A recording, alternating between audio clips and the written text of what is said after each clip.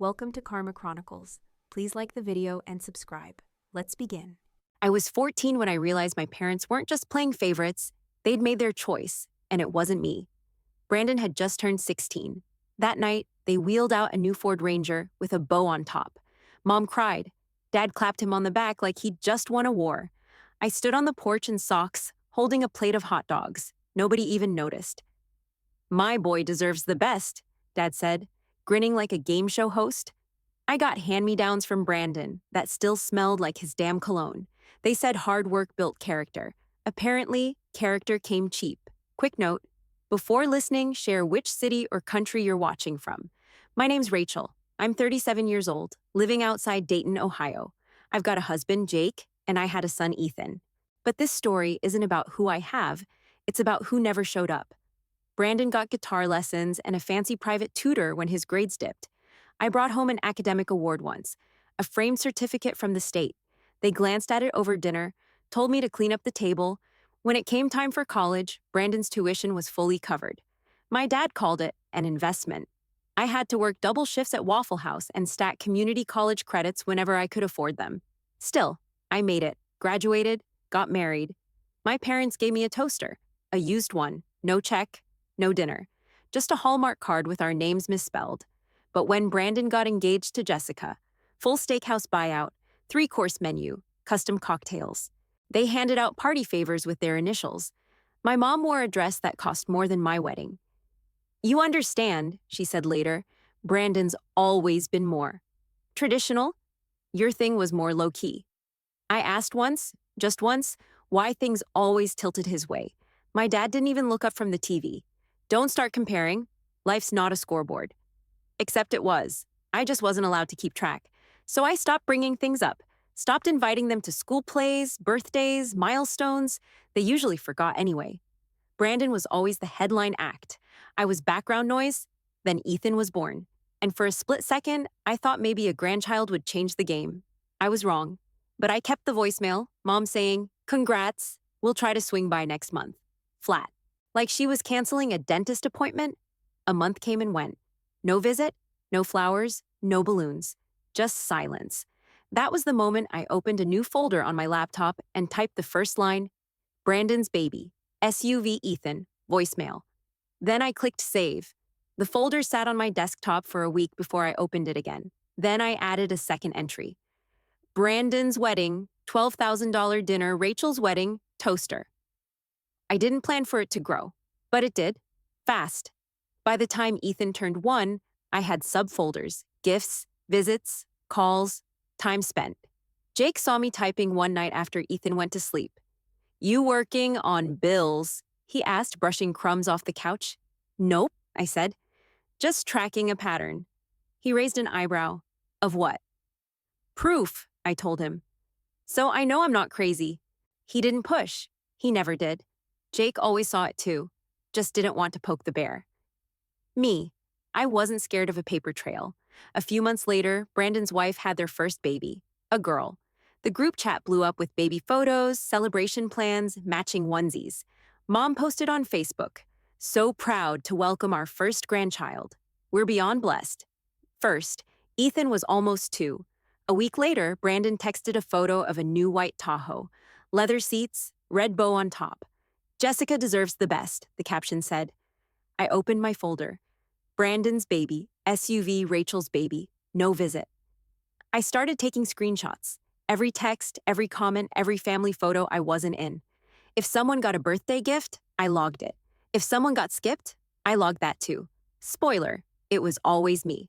When Ethan turned 3, my parents mailed a card with no money in it. Just a typed out note. "Hope this year is full of giggles." It looked like something they bought in bulk. Brandon's daughter got a full backyard swing set and a bounce house rental. Mom flew out for the party. She posted 27 photos. "Don't obsess over it," Jake said once when I came home pissed after another family dinner where Brandon got all the questions and I got the bill. "It's not worth your energy." That's what people say when it's not happening to them. I didn't say it to be cruel. I said it because it was true. They visited us 5 times in Ethan's first 4 years. Each time, they stayed less than 2 hours. Brandon lived 30 minutes away. We were 2 hours out in Fairborn. They said it was just so far. But when Brandon moved across the state for a job, Dad helped him haul furniture, Mom made casseroles. They stayed in a hotel, helped paint the baby's new nursery. I logged all of it. Every Thanksgiving, we got told plans were up in the air. But somehow, Brandon always had a perfect spread posted online with the whole family seated at his table. Why are you still writing this stuff down? Jake asked again one night. Because gaslighting works better when you can't prove it? He didn't say anything, just handed me the baby monitor and kissed my forehead. By the time Ethan started preschool, the file was over 70 pages, organized, detailed. I knew the mileage between our house and theirs. I knew how long each visit lasted, what they brought, if anything, and how often Brandon got gifts, just because. The difference was obvious, brazen, and it never, not once, changed. The worst part?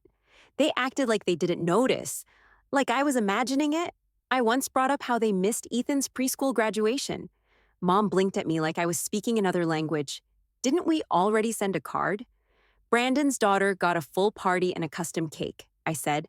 You brought balloons. That was different, she snapped. Don't start comparing. It's not a competition. She always said that when she was losing. Jake waited until they left, then handed me a fresh printer cartridge. You're gonna need this, he said. I popped it in and kept going. I printed my last spreadsheet the week before Ethan collapsed at school. One minute he was running laps in gym class, the next he was face down on the track.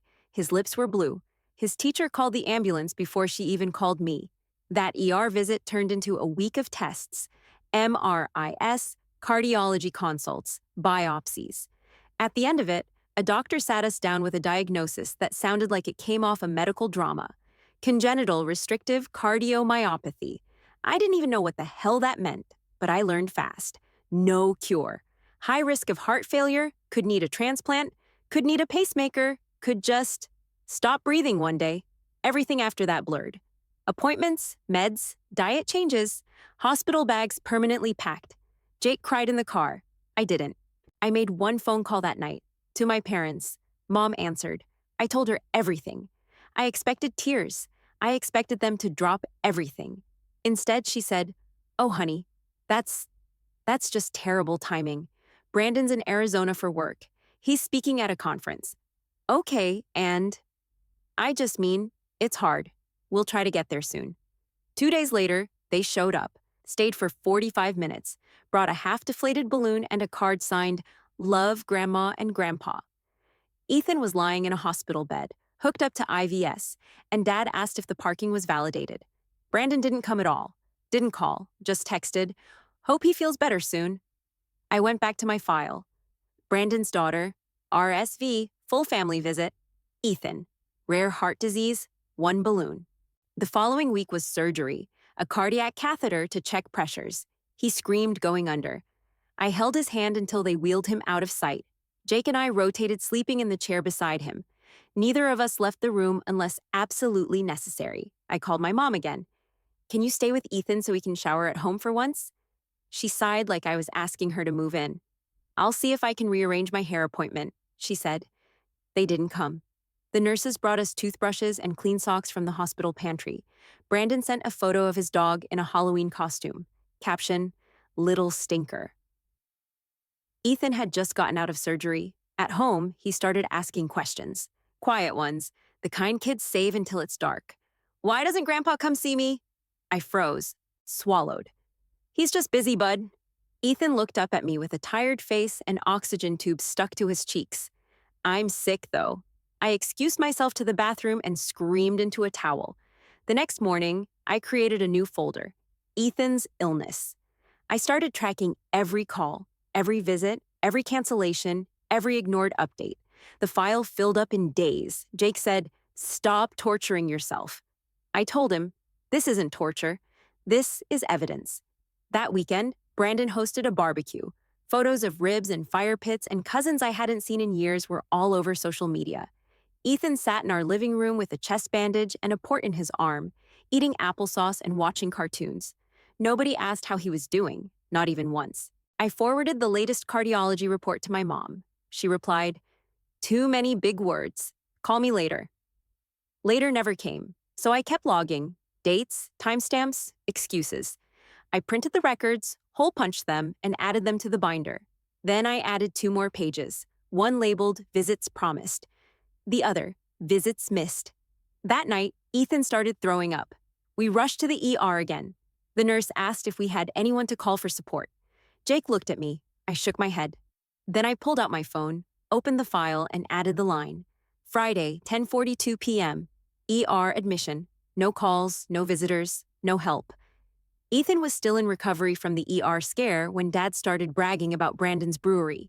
$100,000 investment, he told Jake like he was announcing a stock split. Not a gift, a business loan. From you, Jake asked. From us, Mom chimed in, waving it off. Family helps family. I stared at the speakerphone. My kid was sleeping 2 feet away, heart monitor beeping steady, and they were hyped over beer taps. I muted the call, stood up, and opened the file cabinet.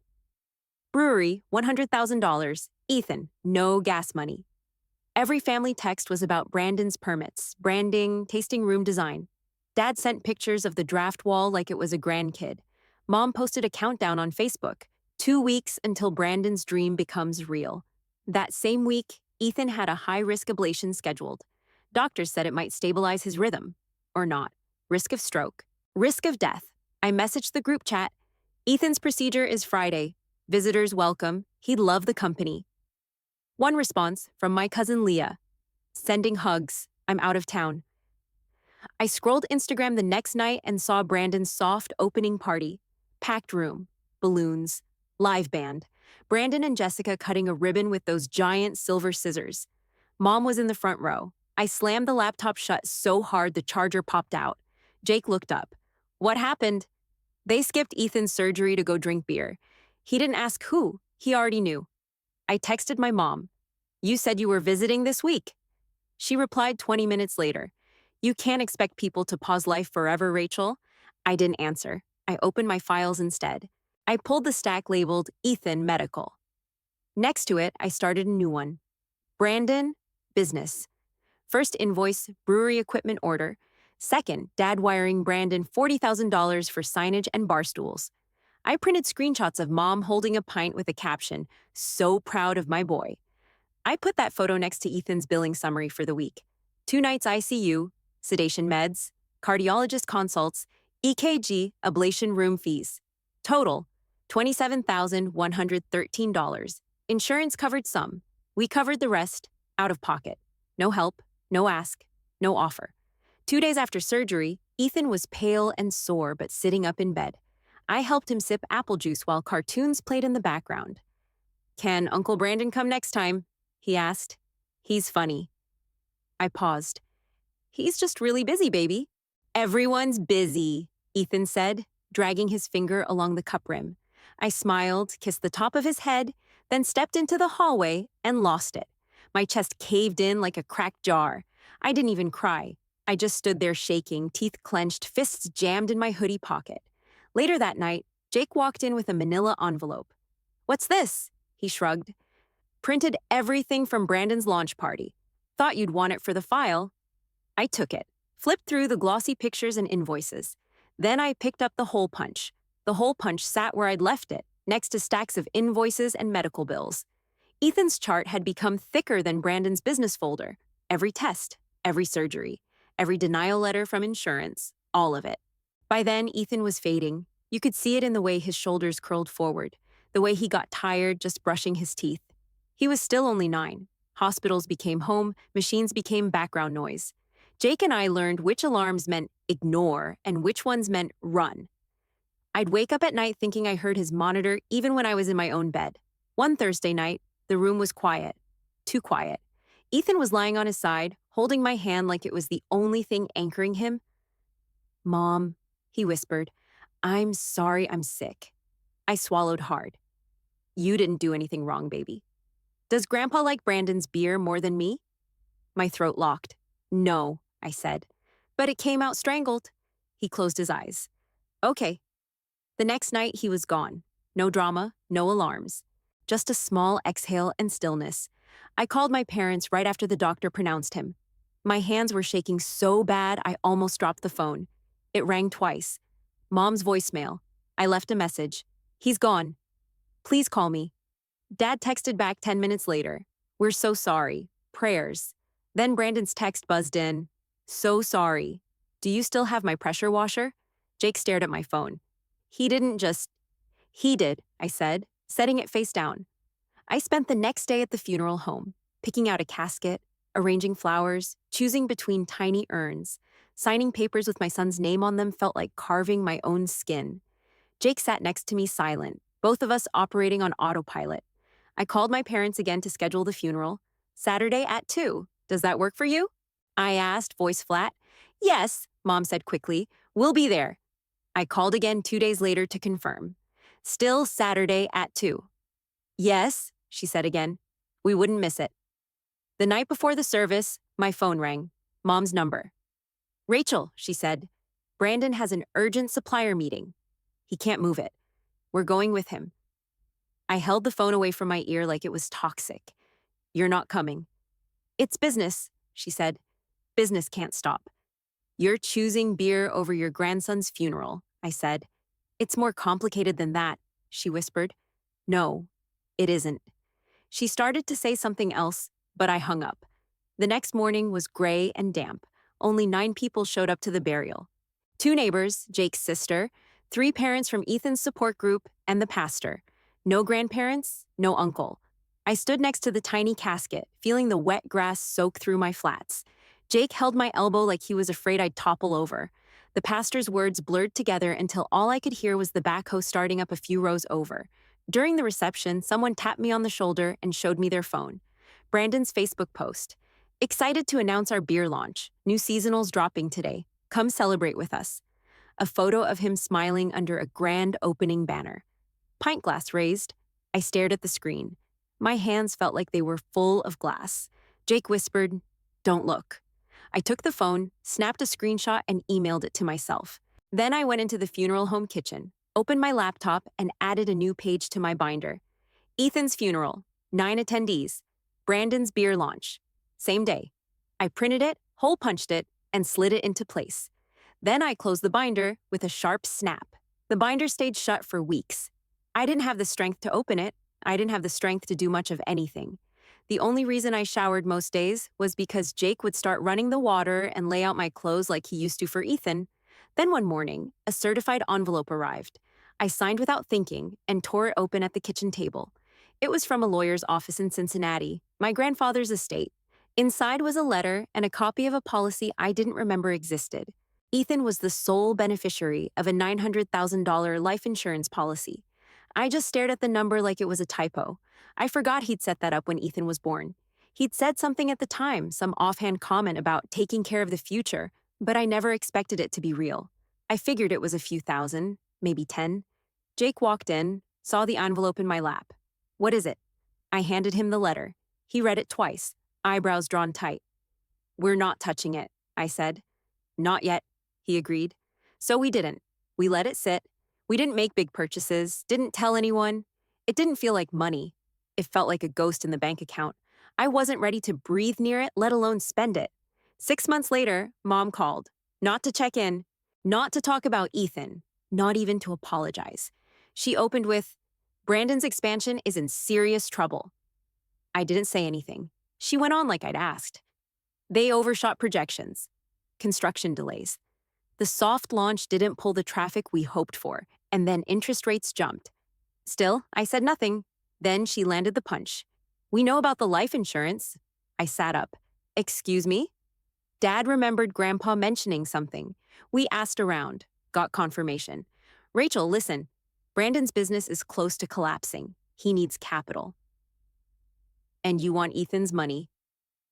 It could save the brewery. If you gave him $750, it would turn everything around.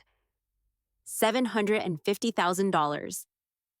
It's not like you need it anymore, she said quickly.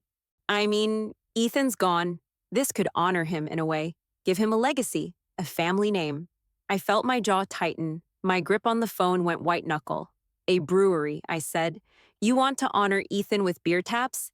She paused. You're being emotional. Damn right I am. Rachel, please. You're not thinking clearly. I took a breath. I'll think about it. That was enough to get her off the phone. Jake stood in the doorway. He'd heard everything. "Do it," he said. "Call the lawyer." So I did. I scheduled an appointment, printed every document, dug up the policy terms. I sat in that attorney's office with a legal pad full of bullet points and an indexed copy of the binder in my lap. "I want full administrative control," I said. "I want it locked up, protected. Ethan's name stays on everything." The lawyer nodded. "Do you want to leave any room for family discretion?" I looked him dead in the eye. Not a cent. The lawyer had barely filed the paperwork before the phone started lighting up. At first, it was just my mom. One call in the morning, one at night. Polite, careful, like she thought if she used the right words, I'd crack. Then Dad started in. His voice had that same scolding tone he used when I was a teenager. "You're not thinking straight, Rachel. Grief warps logic." "No," I said. "Grief clears it." "You're acting spiteful." "I'm acting protective." They didn't like that answer. By day 4, Brandon finally called. I let it ring twice before picking up. He was already crying. "Rach, this is killing me," he said. "I didn't want it to come to this." I didn't say anything. He sniffed. "The brewery's everything to me. It's my life. I built it from scratch." "You built it on Dad's money." And Ethan loved it there. He loved the root beer I made for him. My stomach twisted. "You used Ethan's name to get a beer tap, Brandon. Don't try to use him again." "I'm not, I swear, we need help." He kept talking, but I muted the phone and let him ramble. I opened a new tab on my laptop and checked my backup folders, labeled and dated, everything already sorted. That night, Jake and I went out to pick up groceries. We were in the cereal aisle when my phone pinged. Mom had tagged me in something. I clicked it. "GoFundMe, save our family business title. Help us recover from tragedy." Description: a devastating family loss has financially crippled our expansion. We're reaching out with love and hope to rebuild what we've worked so hard to grow. Brandon's face, Brandon's logo, Brandon's story. Not one mention of Ethan. Just tragedy like he was a pothole on their business plan. There were over 300 shares, thousands in donations. Comments pouring in: "So sorry for your loss. Hope your family heals. Small businesses need love." One said, "So proud of you, Brandon, for pushing through heartbreak." I almost dropped the damn box of Cheerios. Jake read over my shoulder. "They turned your son into marketing copy." I opened my notes app and started typing. Date, time, screenshot link, donation total, names of people sharing the post, Brandon's wording, GoFundMe bio, all of it. When we got home, I printed every page, color copies. I added them to the file labeled Brewery Emotional Manipulation. The next day, I got a handwritten letter in the mail from my mother. Front of the envelope said, "Family first." Inside, "Rachel, this money could still do good. We're not your enemies. Don't punish everyone because you're hurting. Think of what Grandpa would have wanted, for his name to carry on in something lasting. Love, Mom." I scanned it, filed it under Pressure Written. 2 hours later, Brandon posted a new update. "We're so close. With just a little more help, we can finally recover from what this past year took from us. This business is our son's future. We're doing this for our family." Our son. Jessica had never even held Ethan. She didn't come to the hospital. She didn't come to the funeral. I copied the post, saved it, and added it to the folder. Brandon, false narrative. Jake came into the room, handed me a fresh ream of paper. "You're gonna need more space," he said. I grabbed the hole punch and fed in the next page. They called a family meeting like it was some casual get-together, like we were going to sit down over sandwiches and talk about the weather. Jake offered to come with me, but I said no. This part was mine. I wore the same black dress I'd worn to Ethan's funeral. Not by accident. The meeting was at my parents' house. Brandon's truck was already parked out front when I pulled up. They'd polished the porch, set out folding chairs like it was some backyard barbecue planning session. Mom opened the door, all smiles. "Rachel, thank you for coming." Dad gave a short nod. Brandon didn't even look up from his phone. I sat down at the dining table, pulled the binder out of my tote bag, and set it down with a heavy thud. Thick, tabbed, indexed. Nobody commented. Mom sat across from me, folded her hands neatly. "We're here because we think it's time to move forward." "Good," I said. "Me too." She blinked, then smiled like a teacher trying to keep a class calm. "We have a plan," she said. "A compromise, really." Brandon's brewery is reworking its relaunch. The first try had unexpected setbacks. This is our chance to do it right. Brandon cleared his throat. We just need a boost. That's all. You keep a piece, we get a piece. Everybody wins. I didn't say anything. I just looked at Mom. She nodded. You keep $150, enough for a down payment or a vacation. We use the other $750 for the business. Legally structured, of course. Clean. Simple. Structured how? I asked. Dad finally spoke. LLC partnership. Your name can be on the paperwork. It's still a part of Ethan's legacy. There it was. That word again. Legacy. I opened the binder. First tab, attendance records. Hospital logs, visitor logs, timestamp texts. Ethan's surgery dates next to Brandon's concert photos. My dad's fishing trips, my mom's girls' brunches, color-coded. Second tab, expense comparisons. Brandon's gift totals versus Ethan's. Itemized. The Tahoe, the nursery furniture, the brewery seed money. Next to them, Ethan's GoFundMe from a stranger that helped us cover one of his ER stays. Third tab, social media. Screenshots of Brandon's launch posts. Mom's first grandchild caption. Dad's brewery tea. Brandon's Our Son's Future GoFundMe line. All laid out in black and white. I turned the pages slowly, like I was giving them a tour of their own behavior. Nobody moved. Fourth tab, messages, text threads, voicemails. Mom bailing on surgery visits. Brandon asking about his pressure washer the night Ethan died. Dad saying, don't let grief make you irrational. Then I pulled out the last folder, trust administration documents, official, notarized, signed. I'm the sole administrator, I said. Mom opened her mouth. I didn't let her speak. This isn't up for debate. This isn't a negotiation. This isn't about beer or branding or helping Brandon limp through another bad decision. Brandon's jaw clenched. You don't get to gatekeep Ethan's memory. Watch me. I pushed the binder toward the center of the table. This is the record. Every time you skipped him, every time you chose a pint glass over a person, you think this is about money. This is about presence. This is about showing up. And you didn't. Mom looked pale. We're your family? No, I said. You were Ethan's family, and you failed him. Brandon slammed his palm on the table. You're punishing all of us because your kid died. Jake walked in right then. I didn't know he'd followed me. He heard that sentence and came up behind me, hands resting firm on my shoulders. Say that again, he said. Brandon looked away. I pulled the trust documents out and held them in both hands. Not a penny. Not a cent. You get nothing. This is Ethan's legacy, not Brandon's business loan. I stood. Jake pulled out my chair as I grabbed the binder. Nobody said a word as we walked out. After I walked out of that house, the calls kept coming for a while.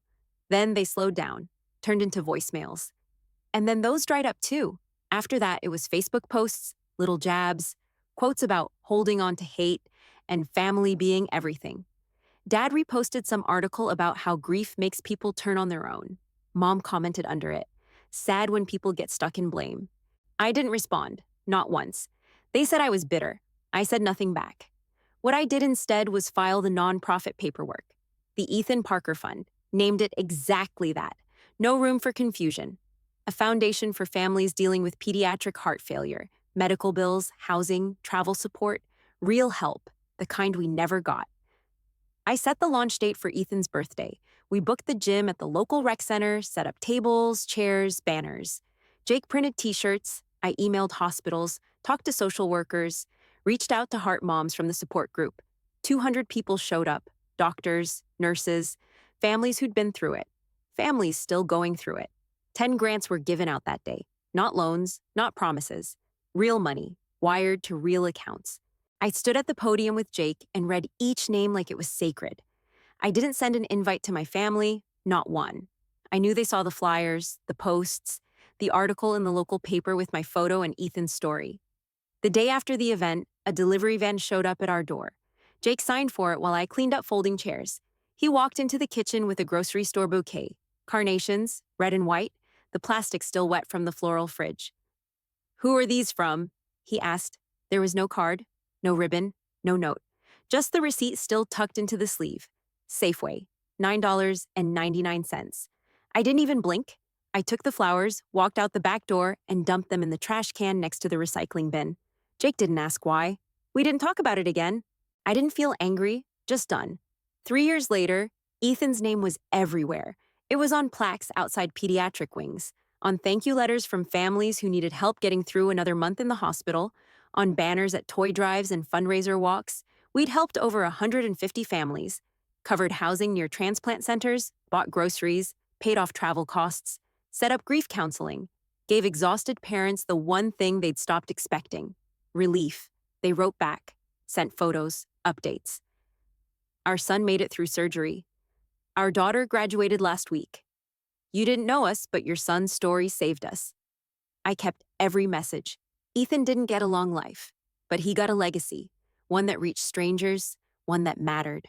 My parents still didn't understand why they were shut out, still acted confused in their little online corners, still told distant cousins I was punishing them for past misunderstandings. But it wasn't punishment, it was protection. I didn't need apologies wrapped in conditions. I didn't want calls that came with guilt. I wasn't trying to fix them. I just didn't want them near anything sacred. I was building the kind of family Ethan should have had, the kind that shows up with casseroles and gas cards and silence when you need it, the kind that doesn't ask what's in it for them, the kind that remembers birthdays, even when you're not in the mood to celebrate, the kind that holds your hand in the ER waiting room without asking if it's inconvenient, the kind that sees you hurting and doesn't look away. Ethan's legacy wasn't Brandon's bailout plan. It was presence. It was action. It was love. That's the kind of family he deserved. And that's the one I built for him.